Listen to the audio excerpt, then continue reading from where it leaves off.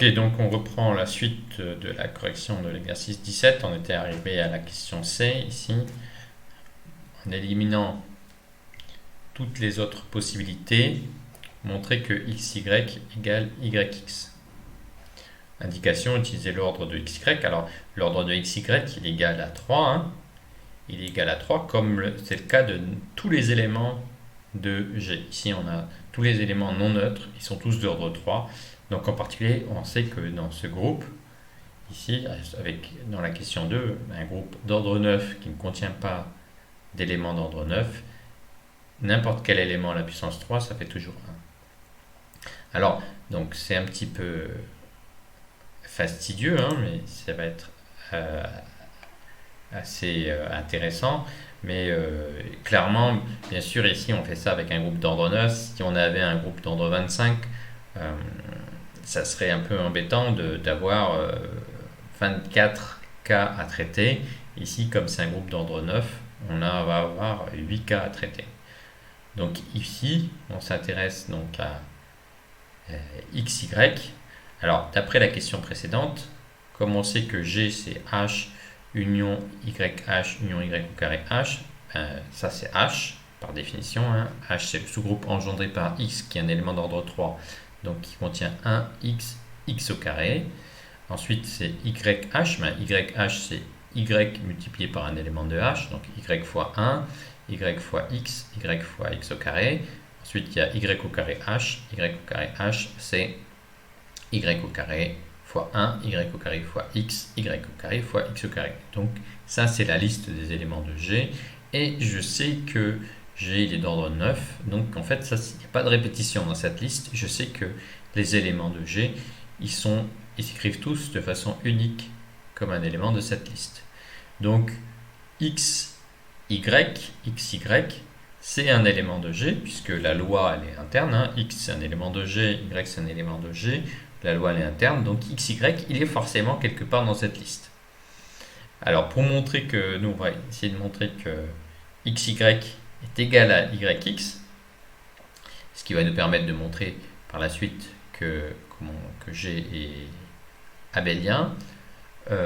Pour ça, il suffit de vérifier qu'il est égal à aucun des autres que XY. Donc on va vérifier qu'il n'est pas égal à 1, pas égal à x, pas égal à x au carré, pas égal à y, ni égal à tout cela. Donc on fait un par un. Donc un par un, les premiers on va faire les trois ensemble. Donc premièrement on va supposer que xy appartient à h, c'est-à-dire qu'il est soit 1, soit x au carré. Si xy il appartient à h, alors le appartient c'est comme les égalités, ici on peut faire passer les trucs de l'autre côté. Hein. Donc le x passant de l'autre côté du signe appartient, ça fait y appartient à x moins 1 h. Alors le critère, hein, c'est que h,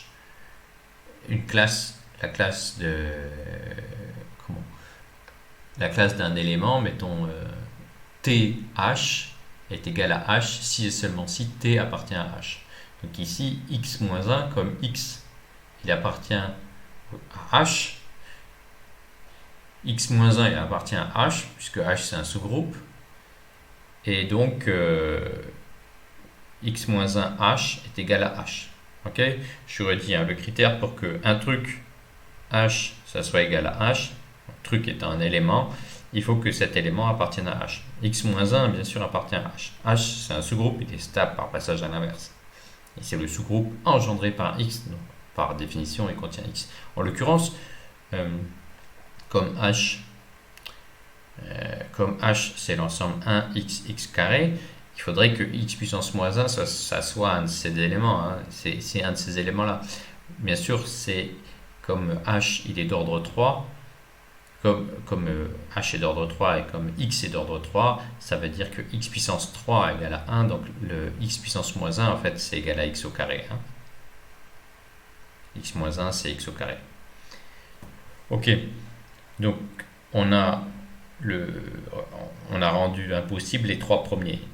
Xy qui ne peut pas être égal ni à 1, ni à x, ni à x au carré. Vérifions qu'il ne peut pas être égal à y. Donc si on suppose qu'il est égal à y, là c'est très simple. On simplifie par y, on en déduit que x est égal à 1, mais on a choisi x justement comme étant différent de 1. Donc ça, c'est impossible. Ensuite, donc, on a fait ces trois-là. Celui-là, on le fait pas, puisque celui-là, c'est celui qui est possible, c'est celui qu'on veut montrer. On étudie la situation où xy égale à yx carré. On suppose que xy égale yx carré. Alors, ici, on va utiliser l'ordre de xy. Xy au cube, on sait que ça fait 1. Donc, bien sûr, ici, c'est assez astucieux, mais ça répond à l'utilisation de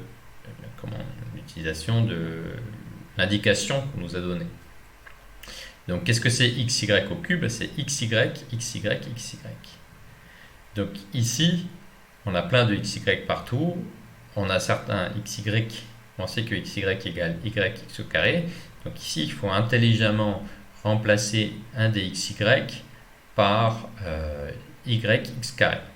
On a décidé ici de remplacer celui du milieu. Le xy qui est au milieu, on le remplace par xy carré. Donc on l'a laissé xy au début et à la fin, et celui du milieu, on l'a remplacé par yx carré.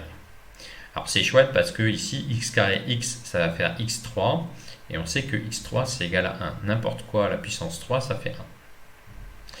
Donc ça fait xy carré x3. Donc le x3 devient 1, donc il se simplifie. Et après, ça fait apparaître y3. Y3 il se simplifie et ça fait 1. Et donc finalement, ça fait x. Mais du coup, ça fait que 1 égale à x. Mais on sait que x n'est pas égal à 1, donc c'est impossible. Ok, on a fait celui-là. Maintenant, on en vient à y au carré. Si on suppose que xy égale y au carré, ben là c'est très simple, on simplifie par y et on obtient que x égale à y, mais y justement a été choisi comme n'appartenant pas à h. On sait que y n'appartient pas à h, y n'est ni égal à 1, ni égal à x, ni égal à x au carré. De toute façon, ici, la liste des éléments qui sont là, ils sont 2 à 2 différents.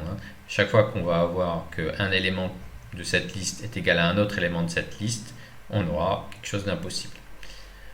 Ok, donc ça c'était facile. Maintenant, le suivant, c'est xy égale y au carré x. Xy égale y au carré x. On suppose ça. De la même façon que dans cette question-là, et ça sera le cas aussi dans la dernière, on utilise l'ordre de xy. Donc on sait que xy au cube, ça fait 1. N'importe quoi au cube, ça fait toujours 1 dans ce groupe. Ça fait xy, xy, xy. Et ici, on décide de remplacer celui du milieu, exactement comme ici. En fait, ici, ce calcul est le même que celui-là, en échangeant les rôles de x et y. Ici, c'est le y au carré. X à la place d'avoir y, x carré. Ça revient même. On a d'abord le y3 et après le x3. Et c'est comme ce qu'on avait tout à l'heure. Dernier cas, on suppose que xy égale y au carré, x carré. C'est le dernier cas à éliminer, c'est celui-là. Donc, de la même façon, on utilise l'ordre de xy, le fait que xy au cube est égal à 1, xy, xy, xy. Comme tout à l'heure, on remplace celui du milieu, et ici, on va avoir directement un y3 et un x3, et on obtient que 1 égale xy. Mais si, comme on a 1 égale xy, ça veut dire que xy appartient à h, mais on sait que xy n'appartient pas à h. Ok, pourquoi on sait que xy n'appartient pas à h? Parce que si xy appartient à h, on peut faire passer le x de l'autre côté. Enfin, c'est ce qu'on a fait ici. Xy appartient à h, alors y égale x moins 1, h égale h, et ça c'est impossible, c'est-à-dire que y appartient à h. Ok, donc on sait que ça c'est pas possible. C'était la première ligne. Donc finalement on a éliminé tous les cas. On a éliminé tous les cas. Xy n'est pas égal à ça, il n'est pas égal à ça, il n'est pas égal à tout ça. Donc xy, on peut conclure que xy est égal à yx. Si xy est égal à yx, comme x il a été choisi n'importe comment sauf l'élément neutre, si x était l'élément neutre, et bien xy, ça serait aussi égal à yx. Et y, il a été choisi n'importe comment, sauf à être dans le sous-groupe engendré par x. Mais si y était dans le sous-groupe engendré par x, ça veut dire que y c'était une puissance de x, on aurait aussi xy égale yx. Donc ça veut dire que dans tous les cas, on a toujours xy égale yx pour tous les x et tous les y de G. Et donc ça permet de conclure que le groupe G est abélien. Alors, continuons un petit peu avec l'exercice numéro 18. Donc maintenant, on s'intéresse aux groupes d'ordre 8. Alors les groupes d'ordre 8, c'est un peu plus compliqué parce que 8 ayant beaucoup de diviseurs, plus de diviseurs que 9 en tout cas, 8. Alors 9, c'était le carré d'un nombre premier. Ici, 8, c'est le cube d'un nombre premier. Il existe déjà pas mal de groupes d'ordre 8. En particulier, il existe 3 groupes abéliens d'ordre 8 et 2 groupes qui ne sont pas abéliens. Ici, on étudie les groupes non abéliens. Donc, on considère soit G un groupe non abélien d'ordre 8. Première question, il faut montrer que G contient au moins un élément d'ordre 4. Pour montrer que G contient au moins un élément d'ordre 4, on va faire un raisonnement par l'absurde. Donc, par l'absurde, supposons que G ne contienne aucun élément d'ordre 4.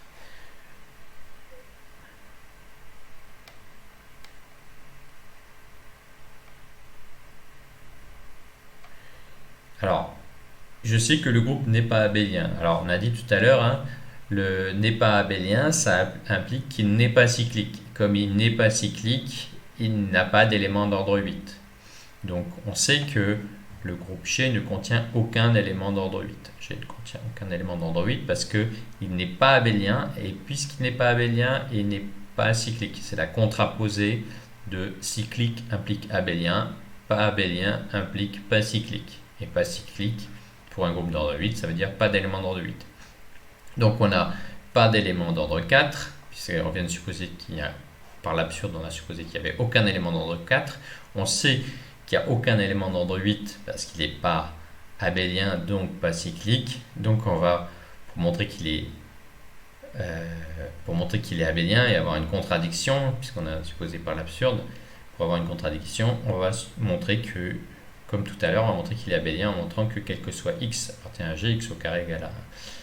Donc, un peu comme tout à l'heure, dans les groupes d'ordre 4, on prend un x qui appartient à g, d'après le théorème de Lagrange, l'ordre de x divise 8, donc c'est 1, 2, 4 ou 8, mais on sait que c'est pas 8 parce que il n'est pas cyclique, on sait que c'est pas 4 parce que c'est ce qu'on vient de supposer par l'absurde, donc c'est 1 ou 2, et on en déduit que x au carré égale à 1.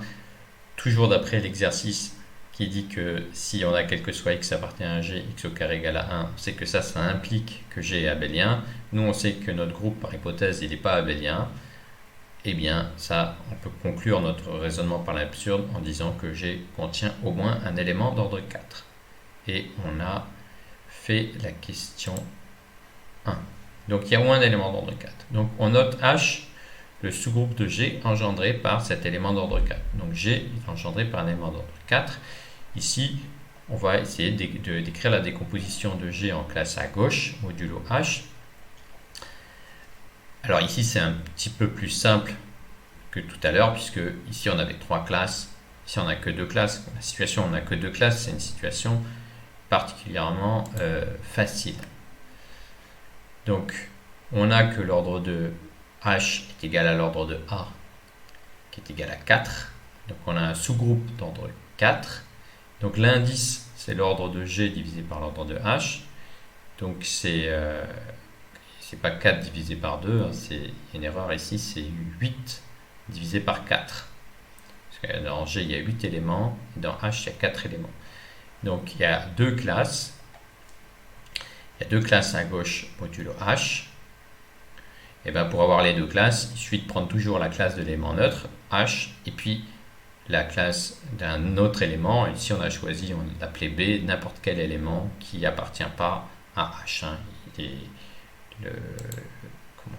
Ici, on a choisi soit B appartient à G privé de H. Donc, B n'est pas dans la première classe. Et bien, donc, la classe de B, c'est la deuxième classe. Donc, comme il y a 2 classes, on en déduit facilement que G, c'est H union BH. Donc, comme A, il est d'ordre 4, on a que les éléments de h, c'est 1a, a carré, a3. On va jusqu'à a puissance n-1, où n c'est l'ordre de l'élément. Donc comme on a un groupe d'ordre 4, le sous-groupe engendré par a, qui est h, contient a1, a carré, a3. Et puis la deuxième, ça c'est la classe h, la classe de 1, la classe de l'élément neutre. Et puis il y a bh, qui est obtenu en multipliant par b à gauche tous ces éléments, b fois 1, b fois a, b fois a carré et b fois a3. Et on voit que ça, c'est égal au sous-groupe engendré par a et b. Pourquoi ça, c'est égal au sous-groupe engendré par a et b? Parce que tous les éléments qui sont écrits ici sont forcément dans le sous-groupe engendré par a et b. Alors, le fait que le sous-groupe engendré par a et b soit inclus dans G, c'est une évidence parce qu'un sous-groupe, il est forcément inclus dans le groupe. Donc ici, comme on a G qui contient que 8 éléments, ces 8 éléments-là, le sous-groupe engendré par A et B est forcément inclus dans G. Et ici, comme on a cette liste-là, que tous ces éléments-là sont de façon évidente des éléments du sous-groupe engendré par A et B, on a l'inclusion dans l'autre sens. Ok, on va s'arrêter là pour cette vidéo, on va faire la suite tout de suite après la question B.